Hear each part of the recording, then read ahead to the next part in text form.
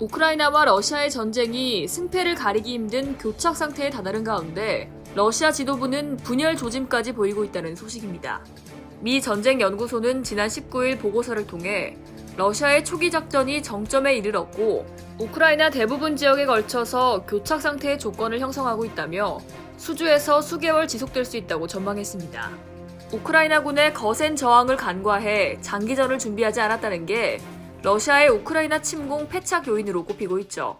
여기에 러시아군의 피해가 눈덩이처럼 불어나는 등 우크라이나 침공이 계획대로 풀리지 않자 러시아 지도부 내에선 내홍이 일고 있다는데요. 월스트리트저널은 러시아 지도부 내에서 비난전이 시작됐다고 보도했습니다.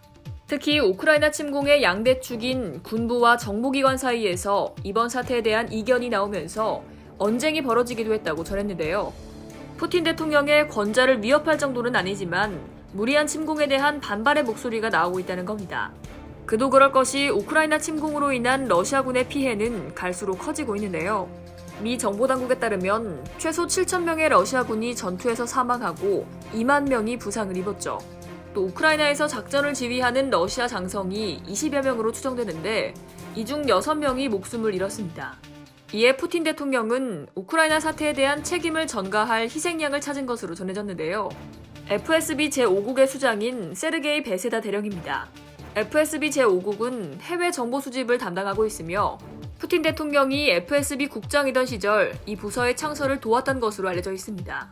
베세다 대령은 현재 가택 연금 중이며 정보 실패 등의 혐의로 수사를 받고 있는데요.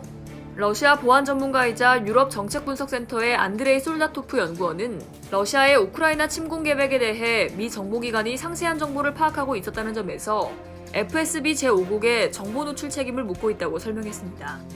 미 싱크탱크인 신미국 안보센터의 안드레아 켄달 테일러 연구원은 푸틴 대통령이 책임을 전가하기 위해 제5국의 수장 개인을 지목한 것으로 보인다며 푸틴 대통령이 생각보다 훨씬 더 위태로운 처지에 놓인 것으로 생각된다고 말했습니다.